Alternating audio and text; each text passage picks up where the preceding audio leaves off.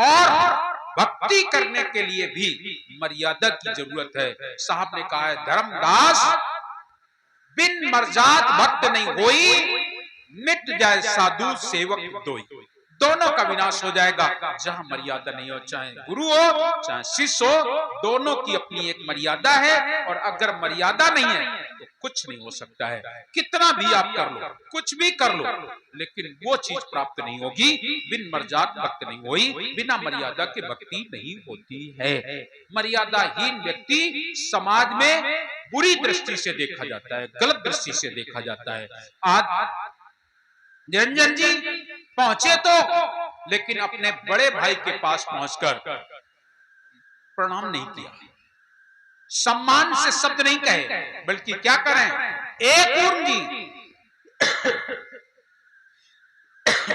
अपने बड़े भाई को कह रहा है एक कूर्म जी, जबकि बड़ा भाई कैसा होता है। हमारे यहाँ गांव देहात में तो लोग कह देते हैं कि बड़ा भाई तो पिता के दाखिल माना जाता है, और वो कह रहा है ए कूर्म जी। जहां बड़े भाई को ऐसे उंगली उठाए ए कूर्म जी, कहां मर्यादा रह गई। लेकिन देखिए बड़ा कितना विनम्र है, अरे छोटा है कहने दो जो कहता है, बड़ा सहनशील है, लेकिन छोटा बुराई पर बुराई करता जा रहा है। एक बार, दो बार, तीन बार कूर्म जी से बार बार निरंजन कर रहे हैं, एक कूर्म जी, एक कूर्म जी, एक कूर्म जी। कूर्म जी ने ध्यान नहीं खोला, ये छोटा है, बक रहा है, बकने। लेकिन निरंजन जी को अपने राजा होने का अभिमान है, मैं राजा हूं, भूल गया कि मेरे ऊपर भी कोई है, ये भूल गया कि मेरे ऊपर कोई और राजा है। मुझे तो ये दी हुई, दान की हुई है, किसी ने मुझे दिया है, और जिसने दिया है वो बड़ा है कि मैं। भूल गया अपने सदगुरु को। क्रोध में आकर के कूर्म जी के 3 शीश काट लिए, नखों से 3 शीश काट लिए, और काट करके उन शीशों को लील गया। जब वो शीशों को लील जाता है तब सदगुरु को याद करता है कूर्म जी, और कहते हैं हे सत्पुरुष, हे सत्पुरुष, इस दुष्ट को दंड दिया जाए, इसने मेरे 3 शीश करके काट लिए हैं, और काट लिए ही नहीं है बल्कि इनको खा गया है, लील गया है।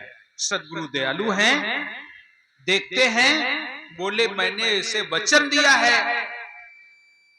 कि सृष्टि की रचना करेगा, मैंने वचन दिया है, अगर मैं इसे मेटता हूं तो सब मिट जाएंगे। एक मेटक सबई मिटिए, बच्चन डोल अडोल सा। अगर मैं एक मेटूंगा तो सब मिट जाएगा, सब मिट जाए मुझे कोई परवाह नहीं, फिर बना लेंगे। लेकिन मेरा वचन खंडित हो जाएगा, और जब मेरा ही वचन खंडित हो जाएगा तो संसार में किसी और का वचन नहीं रहेगा। और आज कलयुग आ गया है, कैसा हो गया है वचन किसी का। पहले के जमाने में लोग कहते थे लाख जाए पर बात रहे। आज के 50 साल पहले की ये बातें, तब लोग कहते थे लाख जाए तो जाए लेकिन बात रहे। और आज के लोग क्या कहते हैं, आज के लोग तो कहते हैं बात जाए तो जाए लेकिन लाख रहे, पैसा बना रहे, बात जाए तो जाए। आज व्यक्ति पैसे के पीछे दौड़ रहा है, बस और कुछ नहीं रह गया। सर्वत्र हाय हाय मची हुई है, त्राई त्राई मची हुई है, अशांति का वातावरण है। जहां जाओ अशांति अशांति अशांति मिलती है। शांति क्यों नहीं मिल रही है? उसका कारण है क्योंकि हम सब के सब संसार के जीव माया में दौड़ना शुरू कर दिए हैं। सभी के सभी भौतिकवादी संस्कृति में जीवन जी रहे हैं। यहाँ पर भक्ति भजन सत्संग में तो कोई बिरले लोग होते हैं, और जो भक्ति भजन सत्संग में होते हैं वो तब भी प्रसन्न थे, आज भी प्रसन्न है और हमेशा प्रसन्न रहेंगे। और जो लोग इससे मुख मोड़ लेते हैं, वो न कभी सुखी थे न कभी सुखी होंगे। उनके जीवन में सुख और शांति नहीं होगी। सुख और शांति तभी होगी जब तुम्हारे जीवन में संतोष धन आ जाएगा। गौ धन, गज धन, बाज धन और रतन धन खान जब आवे संतोष धन, तो सब धन दूर समान। सब जिस दिन तुम्हारे अंदर विवेक जाग जाएगा, सब दूर के समान हो जाएगा। लेकिन जब तक विवेक नहीं है तब तक आपको सुखदेव जी की तरीके से तुम्हार तोंबी और लंगोटियों में ध्यान बना रहेगा। एक तोंबी और लंगोटी में तुम्हारी माया अटकी रहेगी और श्वास जब निकलेगी तो तोंबी और लंगोटी में ही निकलेगी। तुम साहब के शब्दों में नहीं जा पाओगे। साहब के शब्दों में जाने के लिए आपको सब कुछ त्यागना होता है, तब बात बनती है। तो आज सदगुरु बतला रहे हैं धर्मदास साहब को, हे धर्मदास, आज कूर्म जी को साहब आशीर्वाद देते हैं, तुम धीरज रूप हो, धैर्य को धारण करो, सृष्टि की रचना होने दो, मैं तुम्हें अमृत दूंगा, एक एक कला तुम अमृत नित्य पीना। अमावस्या आएगी, ये 15 तिथियां बनेंगी, 16 अमावस्या के दिन तुम पूरा पी जाना, फिर एक एक कला छोड़ना।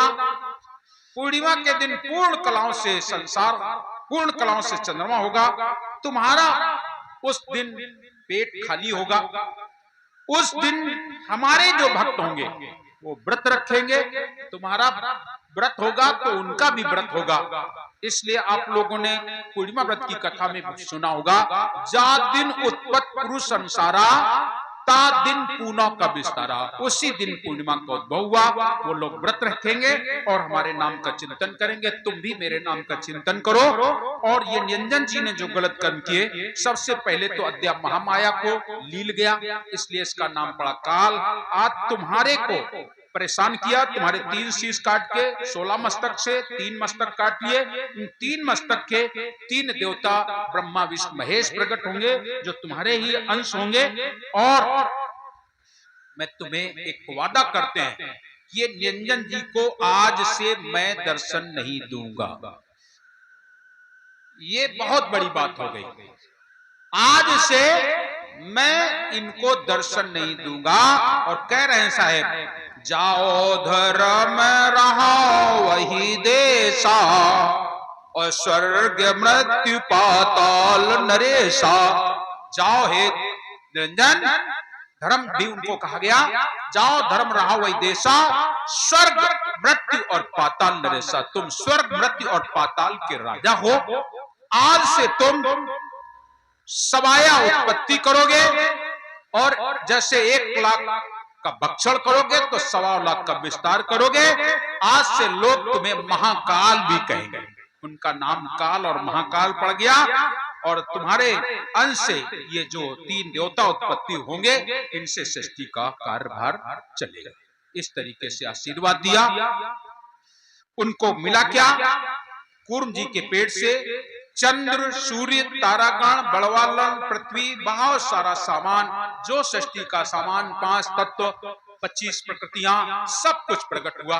और सब कुछ बाहर हो गया, बाहर हो गया। प्रिय सज्जनों, ये सब लेकर के निरंजन आया, बड़ा खुश है। माता अष्टंगी ने उनका स्वागत सम्मान किया। जिस समय माता अष्टंगी के पास पहुंचे, माता अष्टंगी ने उनका खूब स्वागत किया। और इसके बाद निरंजन जी कह रहे हैं कि मुझे सतपुरुष ने कहा, आज से तुम मेरे दर्शन नहीं पाओगे, इसलिए बिना उनके दर्शन के जीवन है बेकार।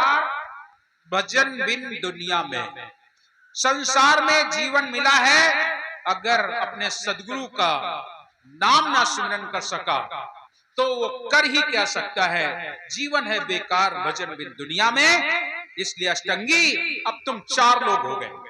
मैं तो चला अपने साहब के दर्शन के लिए, ज्योत स्वरूप में जाके बैठूंगा। मैं तो अपना ध्यान करूंगा और तुम चारों लोग मिलकर के सृष्टि की रचना करना।